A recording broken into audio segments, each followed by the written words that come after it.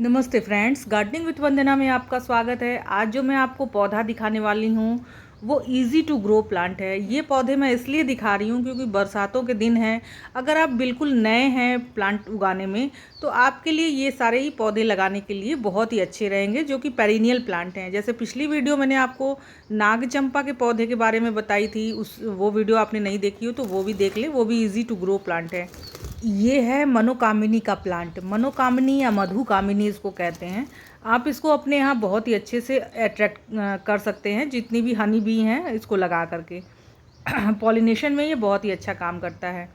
और आप देखेंगे कि इसमें खुशबू इतनी ज़्यादा रहती है। छोटे छोटे वाइट कलर के फूल आते हैं और पूरा गमला वाइट कलर के फूलों से भर जाता है और पूरा गार्डन आपका महकने लगेगा। शाम के समय इनकी इतनी सुंदर खुशबू होती है, या अर्ली मॉर्निंग में बहुत तेज़ खुशबू होती है। जब धूप हो जाती है थोड़ी खुशबू इसकी कम हो जाती है, लेकिन अर्ली मॉर्निंग आप देखेंगे और शाम के समय देखेंगे बहुत भीनी भीनी सी सेंटेड खुशबू होती है, बिल्कुल जैसे मोगरे के पौधे की खुशबू होती है, कुछ उस तरह की।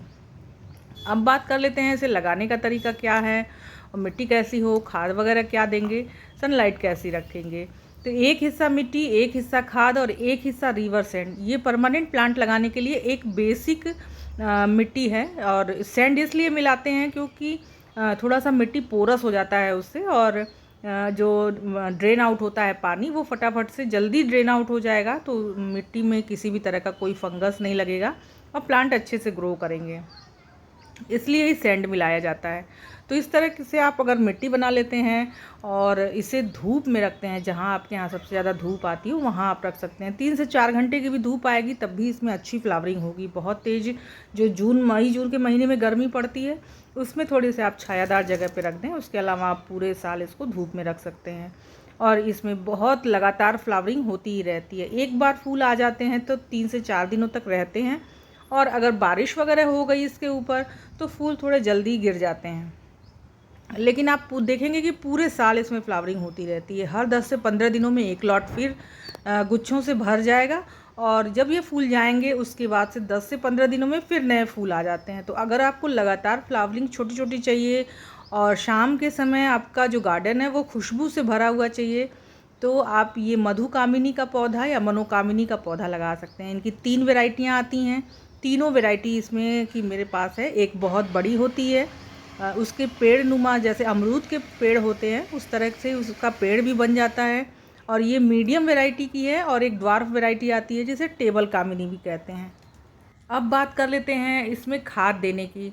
तो आप साल में इसमें 2 बार केवल खाद देते हैं तो भी ये प्लांट अच्छे से चलते हैं। सितंबर में और फरवरी में किसी भी प्लांट को ये 2 टाइम बहुत अच्छा होता है खाद देने का, जिसमें सितंबर में आप खाद दें और फरवरी में आप खाद दें। खाद में आप वर्मी कंपोस्ट या गोबर की खाद दे सकते हैं। ये 250 ग्राम के करीब में एक प्लांट में कम से कम देना चाहिए, क्योंकि साल में 2 बार ही केवल दे रहे हैं। तो 250 ग्राम आप गोबर की खाद या वर्मी कंपोस्ट ले लें।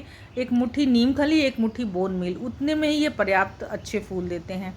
इसके अलावा आप थोड़ा सा इनऑर्गेनिक में जाना चाहते हैं तो आप महीने में 1 चम्मच इसमें डीएपी दे देंगे तो ये फ्लावरिंग इंक्रीज हो जाएगी। वैसे तो मैंने इसमें कोई अलग से खाद नहीं दी हुई है, केवल वही सितंबर और फरवरी में खाद देती हूँ, उससे ही ये फ्लावरिंग जो आप देख रहे हैं वो है। लेकिन आप थोड़ा सा और फ्लावरिंग चाहते हैं तो इसमें आप ये दे सकते हैं।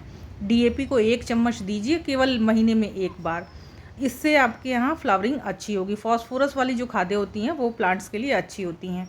इसके अलावा वो जो चावल का पानी निकलता है जो आप रोज़ धुलते हैं उसको भी दे सकते हैं। दाल का पानी दे सकते हैं, चना वगैरह भिगाते हैं तो उस तरह के भी पानी आप इसमें दे सकते हैं। ये सिंपल सी खादें हैं। बनाना पील का फर्टिलाइज़र अगर आप बनाते हैं तो वो भी देते हैं, तो उससे भी फ्लावरिंग इंक्रीज होती है। और ये जो प्लांट है इसमें किसी भी तरह का कोई पेस्ट अटैक नहीं लगता है, सबसे अच्छी बात इसकी यही है। और इसकी जो पत्तियाँ होती हैं बहुत शाइनी होती हैं, तो इस प्लांट को आप बिना किसी केयर के एकदम बिंदास लगा सकते हैं। और ये झाड़ी नुमा खूब अच्छा सा सुंदर सा गोल सा शेप ले लेता है, जो कि देखने में बहुत सुंदर लगता है।